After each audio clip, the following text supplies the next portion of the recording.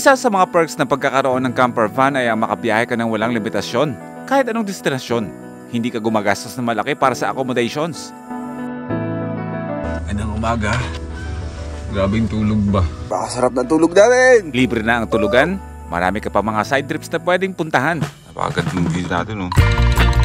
Tulad na nung napupuntahan natin ngayon, isang bahay sa gitna ng karagatan. Yan ang dapat yung abangan. Talent mo, ma.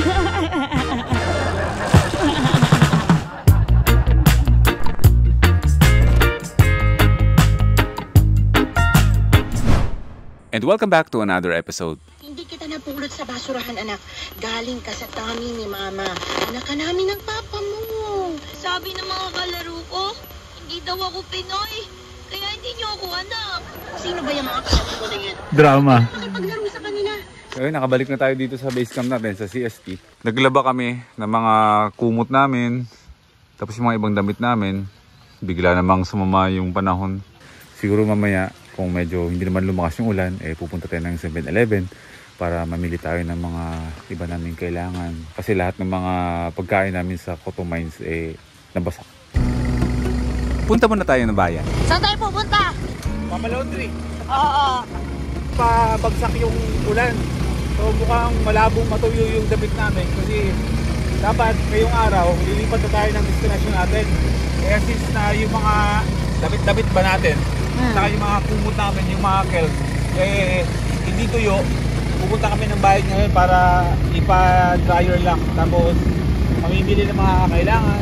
Anything under the sun, let's go. Yeah. I'm looking out from my window. Sun's coming up like the day before. You're like a stone on my pillow. Saya! I don't make a sound. Hindi ako maglalaro ng ganito. Oo. Yung maliit na ano. Combination. Zach, look at your dad. Hi! Sir, pasok sir.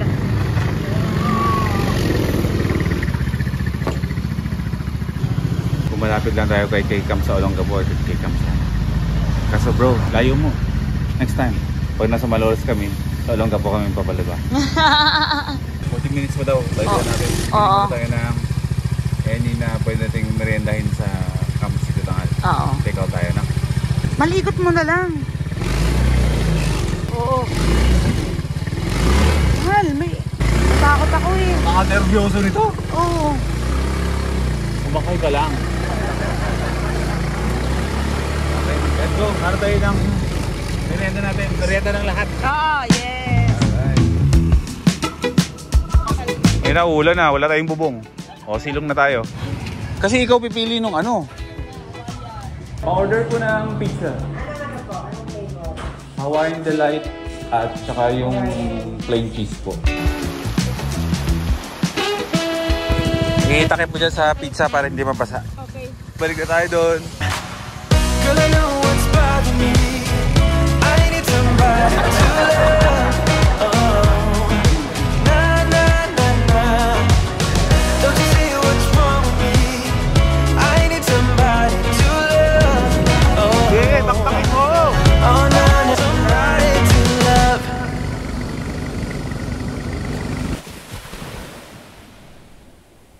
Pagbalik namin, meron nang hinahanda ang Camp Sitio Tangal. Noon pa sana gusto itong gawin na may-ari.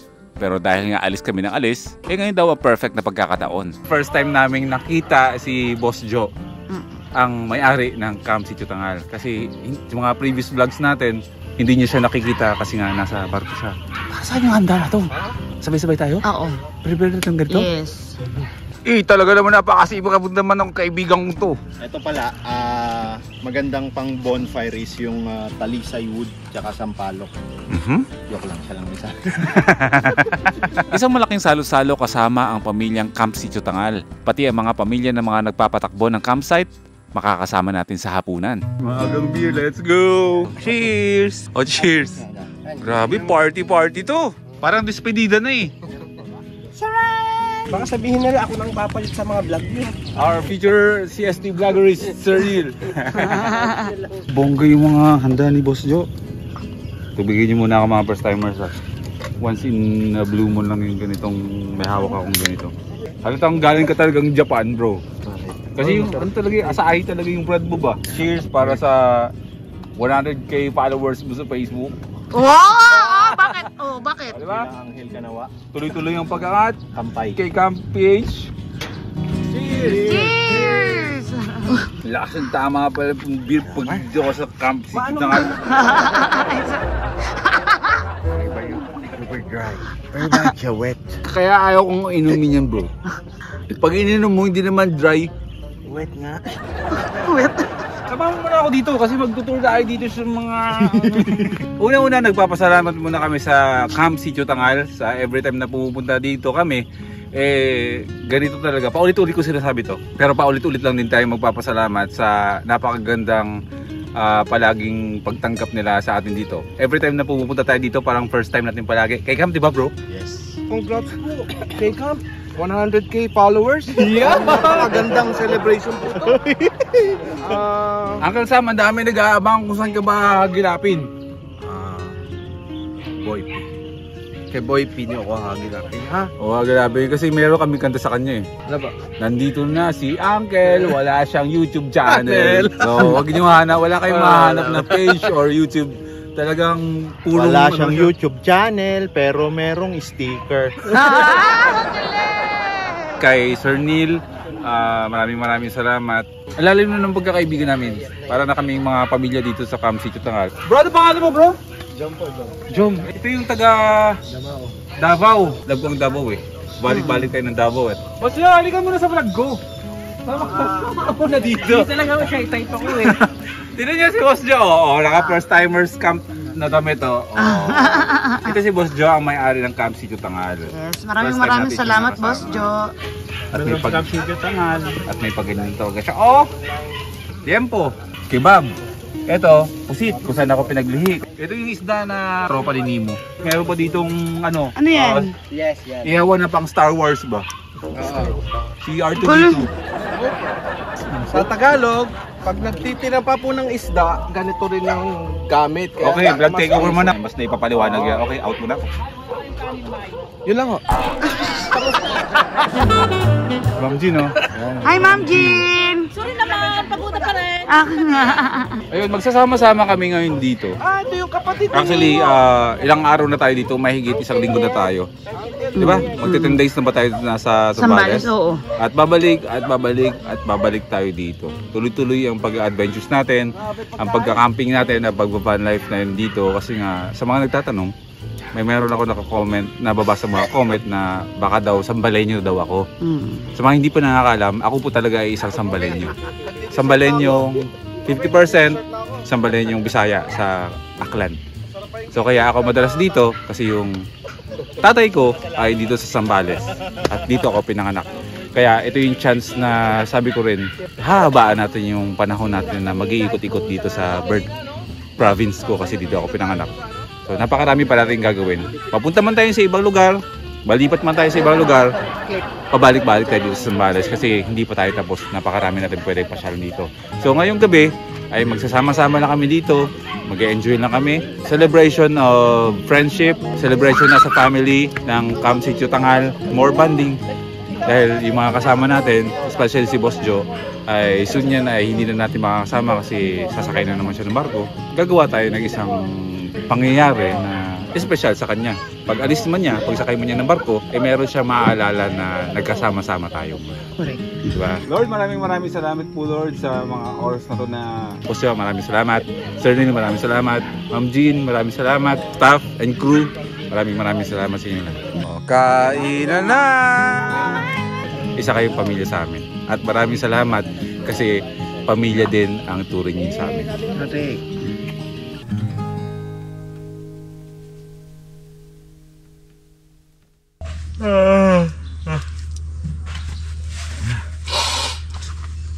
Magandang umaga. Masaya ng gabi natin. Alas 8 ng umaga. Grabing tulog ba?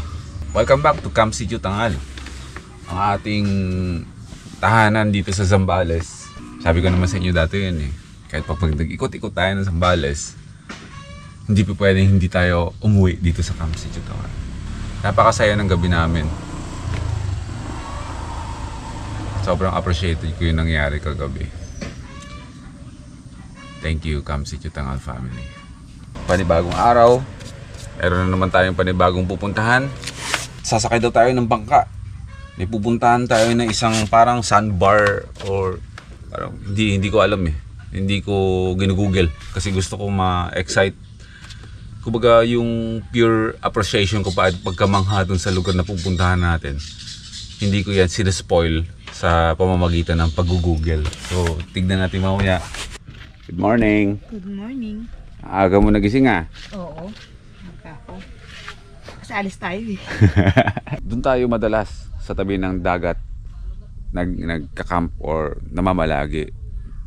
Dati hanggang nung mga huli namin ng mga na pag-uwi dito sa CST. Pero ngayon yung tinutuluyan namin kung saan kami nakapwesto. Ito, sa ilalim ng malaking mangga. Alam mo kung bakit? Ito, pwede naman pwestuhan to ng mga campers. Pero noong first timers camp kasi, first timers camp 2, itong area na to ay parang ni-reserve nila para sa mga alaga nila, mga hayop, o siguro kung pwedeng pagtaniman ng kung ano-ano. Pero nga sa dami na pumunta ng first timers camp 2, binuksan na to, itong area na to, at ngayon ay nananatiling bukas na para sa mga campers. Alam niyo kung bakit maganda dito? May mga nyug-nyug. Ayun o. Iba din yung feels na mayroong nyug ba. Pwede ka maglagay ng mga hamok-hamok, malilim. Maganda rin naman yung lupa, madamo. Kaya simula ngayon sabi ko, dito na tayo mamamalagi sa area na to. Kasi syempre sa araw-araw na mayroong mga campers ang Camp Sitio Tangal, napupuno yan. Tayo pa naman bigla-bigla na tayong dumadating dito. Syempre, ayaw naman natin makakuha ng space na para sa mga campers. Dito tayo mamamalagi na. Ito na yung area natin dito. Para walang sacrifice na spot para sa mga campers na dumadating. Tsaka hindi naman na tayo bago dito. Tahanan na natin to parte na tayo ng Camp Sitio Tangal. Kaya sa mga gilid-gilid, all goods na yan. Katabi ng Camp Sitio Tangal, may mga isla. Meron tayong pupuntahan ngayon. At sa karagatan tayo ngayon dadaan. Magbabangka tayo. Ay, yung bangka natin Ayun, Yun ba yun? O yan. Ilan tayo? 1, 2, 3, 4, 5, 6. Magtiwala ka lang sa taas sa may kapal na makakarating tayo doon. Pero may life vest naman tayo. Wala naman tayong dapat ikatakot, pero tayong kapitan na kasama. Battleship agad. Thanks to my skincare. Prisha Madrigal. Ilang lahat?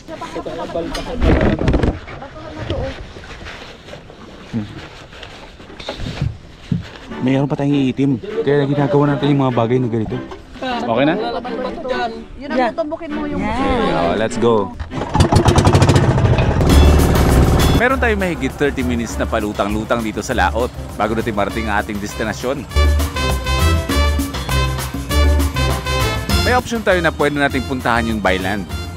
Pero pagdating doon, sasakay pa rin tayo ng bangka. Ayun yung island pala, ayun.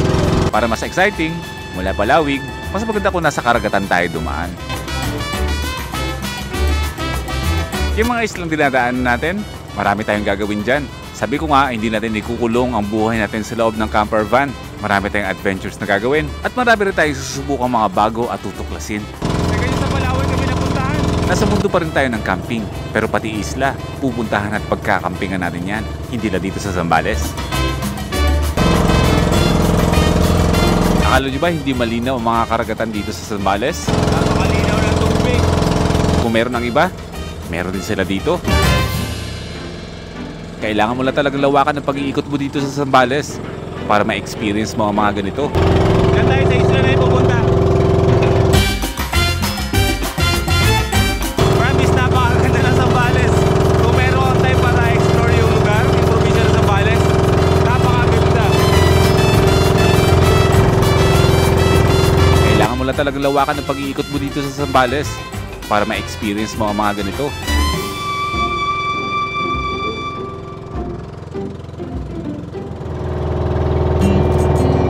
Ayan na yung bahay.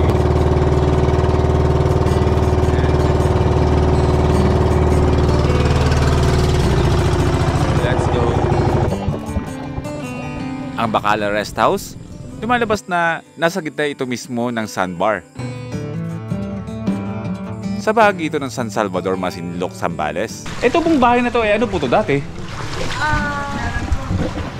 Pasyalan talaga. Medyo mataas ang tubig nung pagpunta namin, kaya hindi namin naabutan ng sandbar. So itong bahay na to na pinuntahan natin na sa gitna ng karagatan, katubigan ng, alam ko, Palawig, at itong nakikita natin na para mayroong planta dyan is ano na yan, Masinloc. Nasa Masinloc area na tayo, alam ko bahay dito na nasa gitna ng katubigan ng karagatan ng Zambales. Pinuntahan natin to kasi ito ay isang parang tourist attraction para sa mga lokal at sa mga turista, pero mostly ang pumupunta dito ay yung mga lokal magstay at mag-swimming dito sa area na to. Nagkalat mga kawan na maliliit na isda dito. Pati nga ibang variant ng sea urchins, marami din. Ayaw nga no? Pwede po yung damputin? Pwede po. Kapamilya siya ng sea urchin siya pero ibang variant, no? Yes po. Ayan. Nakakain po to, no? Uwi natin? Yan pa yung isa. Swahi kung tawagin. Swahi. Swaki. Okay. Swahi pala hipon. Mangmang si Boybi. Ilang taon din ang lumipas, ang sandbar at ang rest house na ito ay naging bahagi ng ecotourism ng Masinloc. Ang rest house na ito ay abandonado na. Bacala kung tawagin. Dati ay pinupuntahan to ng mga turista, ng mga lokal para chill dyan, pasyalan. Kasi nga dahil nga nasa gitna siya ng karagatan, para siyang palutang-lutang. Pero may mga poste naman talaga yan. So kapag itong Bacala kung tawagin, kapag low tide, ay nakikita dito yung sandbar kung tawagin. Pero syempre kapag high tide, parang lang siya nakalutang na talaga sa tubig. Pero ngayon hindi na siya operational. Kumbaga parang abandonado na siya. Pero pwede pa rin pumunta ang mga lokal, ang mga turista na meron ng laya, na wala ng mga restrictions. Kasi dati, itong Bacala na to kung tawagin, kailangan mo pa daw magpa-register yata sa tourism ng Masinloc para makapunta dito. Parang tulad ng mga pinuntahan natin na mga Coto Mines, mga ganyan ba, na kailangan mo muna magbayad, kailangan mo muna mag-register para mapuntahan mo isang lugar. Pero ngayon ito, pero pwede nyo pa rin ito bisitahin. Mas mabuting iwasan natin akitin ng rest house para maiwasan natin ang aksidente. All goods pa rin naman, pwede pa rin pasyalan. Mag-swimming sa ilalim nung bahay. Pwede kayo magdala ng mga pagkain nyo, mag-ihaw-ihaw kayo kapag low tide, tapos mag-swimming kayo dito sa paligid ng Bacala. All goods. Mga alagad ko nga pala. Meron din kayo makikita mga starfish dito. Pero paalala, huwag niyong hahawakan o huwag niyong iaahon sa tubig. Bawal. Hindi kayo makakatusok yun. Pero yung mga sea urchins, pwede niyong kainin yan on the spot. Pero siguraduhin niyo na matibay ang mga sikmura niyo. Kasi hindi lahat ng tao ay hiyang kainin ito. This is the moment. Hindi, nalason na. Dagat. Dagat. Dagat. Wala. Flavor. Ay, masarap. Lalo na siguro kung may suka. Oo. Or kalamansi. Ispis ng kalamansi. Oo. Kukuha tayo. Kuha tayong kalamansi? Hindi po, kukuha kami ng ganyan. Hindi siya Makati sa lalamunan? Hindi. Masarap siya. Pati nga yung rare at napakamahal na isda na tampalpuki kung tawagin, meron dito. Paano nyo nakita yan? Napakan ko kanina. Nagtatago lang yan sa buhangin eh. Sarap prituhin yan. Tuntua sila dun sa nakuha ng tampal po kayo. First time. Ang puke ho. Sanda ka lang puke, malaki pa. Meron. Diyawakan mo. Swaki. Ito na yung mga swaki na mga pinagsama-sama namin na kainin namin mamaya sa tanghali. Gumagapang yan pero hindi mga kadayo. Ulan na kayo mamaya. Siyempre, hindi ko palalagpasin na hindi ako makaligo dito sa napakalinis na to na karagatan. Yung talent mo, ma.